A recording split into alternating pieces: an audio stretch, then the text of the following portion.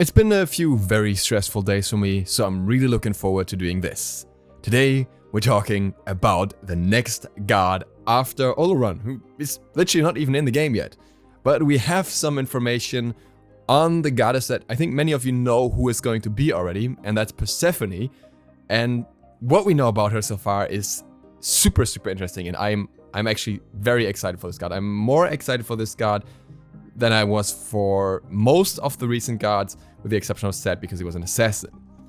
And the reason for this is in her design, and you will see why. We'll talk about all of that. So Persephone is basically as confirmed as it gets now, and we already got a little bit of a spoiler from Hyris directly in terms of what she's going to be. Most of you caught this, but for those of you who may not know about this, there was the Hades skin that came out a while ago that makes him look human, and on the patch notes show, some of the Hyris employees were kind of talking about how there's an empty chair next to him and how that is hinting at something. Now, Persephone is more or less willingly Hades' wife, and she is kind of often themed in combination with nature. That's for a good reason, because aside of being the goddess of the underworld, along with Hades, she's also the goddess of spring and the goddess of fertility. And the plants that grow on her throne here, on her seat here, are very much reflecting that. All the vines, roses, whatever. Doesn't really matter which flowers exactly, but her kit revolves around the same thing, and that is super cool to me. Some of you may know Zyra from League of Legends, and Zyra is a character that kind of works around spawning different flowers that can attack and using vines and whatnot, and it's actually one of my favorite characters in League of Legends. It's one of the two mages I play, so I have very high hopes for Persephone, no matter what class she will be.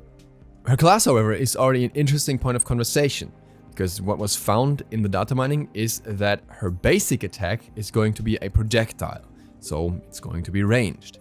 And that is typically something that is exclusive to mages and hunters. There are exceptions, we have Sylvanas, but that's the general style at least. Now, the question here already would be, what would she become? We've had quite a lot of mage releases lately, starting with Baron Samedi, then we had Hera, and then we had Merlin, and now we are going to get Olorun. But the question is if Hyris will count Olorun as a hunter or as a mage. For all intents and purposes, he plays more like a hunter than he plays like a mage. So does Hyris say we just released a hunter, or do they say we still need to release a hunter? Because if you look at the recent releases, there hasn't been a hunter in a long time. It's kind of depending on the interpretation. So it could be that Persephone ends up being a mage, which would fit with her abilities and her theme and everything. Or it could also be that she becomes a hunter, and somebody on Reddit pointed this out. It could possibly be that she's a very ability-based hunter and a very unusual hunter, so kind of the counterpart to Olorun here, where she plays more like a mage while he plays more like a hunter. Her basic attack also has something called Harvest for Ability 2, and I have an idea what that might mean. It might mean that you have to directly interact with something that potentially drops on the ground or marks an enemy with your second ability, but we'll get to that. Before that, there's another interesting thing that Hyris is doing, and that is they're testing a new relic with Persephone. I don't quite know what that is going to mean, if that's a relic that's just tested in the patch with her, or if she is going to have an exclusive relic that only she can use. I kind of expect it's more that, but we'll see. Maybe the relic idea was completely ditched already and it was just in an old build anyways. We'll have to find out about that. I think it's an interesting approach because we've already got items that are exclusive to characters. We also have consumables that are exclusive to characters, but we don't have any relic yet. But that's of course not all of the kit that is known. There is way more. The passive has various interactions. So it somehow works with the basic attack, which I think again goes back to the second ability as well. I think they're kind of all weaving together in a way. I think the passive just implies that the basic attack has a unique interaction. But it also has a gold gain and a seed gain. The seed gain, as far as I can tell, again ties in with the 2, so we look at that when we talk about the 2. But the gold gain is very interesting because it kind of speaks against the expectation of both a mage and a hunter. Gold gain is a very powerful stat, and typically we only see it in Guardian relics, or we generally just see gold interactions with Guardians like we have with Fafnir. Now, if we have an ADC that is somehow really good with farming through this, that would be scary. I really don't know how this would work on anything else but a Guardian, a support star Guardian.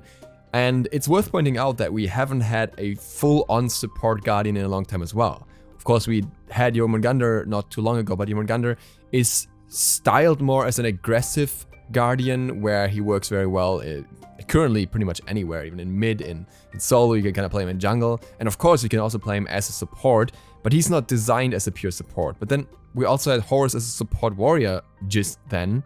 So I don't quite know if that's what we're gonna get here. I kind of doubt it. But then it really brings up the question what the gold gain is for, or if that is maybe something that was just in the kit temporarily anyways, or it's something to mislead us. The first ability is an area damage ability with a ground target. Very simple so far. But it also has a summon, FX, and hit, so some sort of visual effect. The big question here is, what does that summon? And we can again look over to League of Legends here, where we have a super similar character with Zyra, who can plant seeds on the ground, and when she uses damaging abilities that you would use on enemies, and they end up hitting the plants as well, then the plants transform and you summon a damaging plant. I could imagine that maybe they just took over this ability, and I would be super happy if they did, because it was really cool. I really don't see what else the summon could stand for. You could maybe summon an ally there, move someone, or summon an enemy there, but that doesn't really make much sense to me. I think that would be named differently as well, so I'm hoping it is what I think it is. And then we have the second ability, which actually is the most loaded one at the moment. First of all, it has a bite FX. Could again be related to some summoned spawns that can then bite somehow. Maybe she bites herself, but that doesn't quite seem to go along with any design of her that I've seen before, so I would be surprised. But outside of that, it also has an explosion effect, so I don't know how bite and explosion will match. It has a ground target, and it also heals. So, very weird combination of things. Maybe some sort of bite that heals you afterwards, but maybe it also heals some of her spawns if she can spawn something somehow. Very, very confusing. On top of that, it deploys something in 3 stages. That again to me gives me the vibe of some sort of thing that you can spawn, but again, you could also deploy something else in 3 stages. I guess in a way, Pele's 2 is also something that deploys something in 3 stages. And then we get to the seed point. The 2 spawns a seed. There's another note saying max 32. There's no indication if the 32 is actually directly connected to the seeds, but it might very well be, and it sounds logical to me. And I have a feeling there's interaction between the passive and the basic attacks and the 2 here, where you can store seeds through the passive somehow, and that is up to 32. And they can then be spawned with the 2 somehow. Maybe that's the deploys in 3 stages. Well, maybe it's more like a Sylvanus plant that grows after a certain time. But you can also basic attack the plants to have this harvest interaction and maybe get some benefit from that. If it's not a seed on the ground, it could also be a seed on the enemy, of course, that maybe they slowly get plants growing over them, and that's some sort of CC, some sort of dot that affects them, and that your basic attack can then amplify, for example. And then we have the third ability, which has a harvest hit. Now this could possibly be the same as a basic attack. I imagine that maybe you have an interaction that you can proc through the basic, or you can maybe proc easier through a bigger area of the 3, for example. It has a ground target, so pretty much like every ability in our kit, and it has a takeoff FX. I have no idea what that's going to be.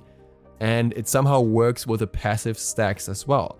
And it says passive stacks here, which is interesting because the passive itself does not mention stacks, but the 2 does. So I think these stacks are all linked.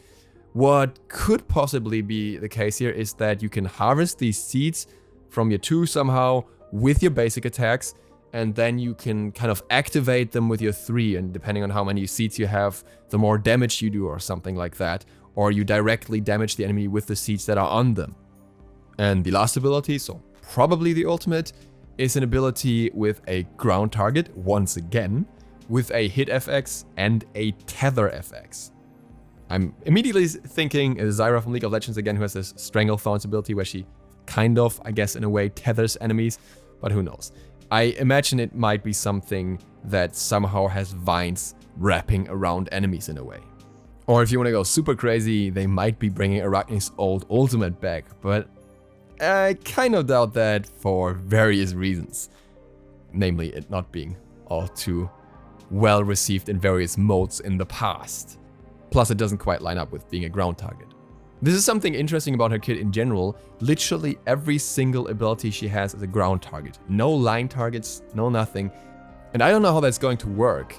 Typically, ground target abilities are harder to hit in most situations. Obviously, it depends on the size of the ground target. A Scylla 2 is maybe not harder to hit, but if you have smaller ground targets, then you have to be relatively precise with them. So I'm very curious if this is going to be a super high skill cap guard, or if the areas are just going to be big, or if maybe you don't even have to hit the enemies with them, but rather interact with your own abilities somehow to form some sort of combo. In either case, I am super excited for Zyra, Persephone, and I really hope that she turns out anywhere close to what I'm hoping for. And I'm also still very curious what kind of character she will be, if she's going to be physical or magical, and we will see more about that in the near future. Additionally, we also have some more information on what's most likely going to be the next adventure mode. Now, we had info on this in the past and it was kind of unclear, but it's kind of shaping up more and more to give us a good idea of what it's going to be. So it's going to be called multi-rounds/PEP for now. And what we already kind of knew is that there's going to be a lot of creatures. And initially it seemed like this might be something for the assault map, but the assault map is done and there's no way it has this many creatures. So what it seems to be is something maybe that's kind of close to like the old Fafnir, Wonderland, Xingtian Mountain, maybe a little bit like the Hercules adventure games as well. We have a lot of different things that you have to fight through and survive somehow. And I'm looking forward to it. And that's it for today in terms of info. If you're new to the channel, feel free to click the sub button and maybe the bell. And if you're not new to the channel, feel free to click the like button if you enjoyed this. Outside of that, just to quickly mention this, I have been extremely busy with a lot of paperwork in the last few days, and I'm still going to be busy for a little bit, but it shouldn't be much longer, and I'm hoping I can still make a video every day. I'm definitely gonna talk some more about Olorun. I've tested a lot of stuff already, I just haven't put it in a format where it's easy to watch, and that is what we're going to do in the next days. So yeah, if there's a few days where I'm not there, bear with me. I'll be back soon, and I will have more time than ever once everything is sorted out. But there's just a lot of things to do right now, and I just want to get done with it. And with that, thank you guys very much for watching. I hope to see you all for the next one, hopefully tomorrow. DukeSloth, out.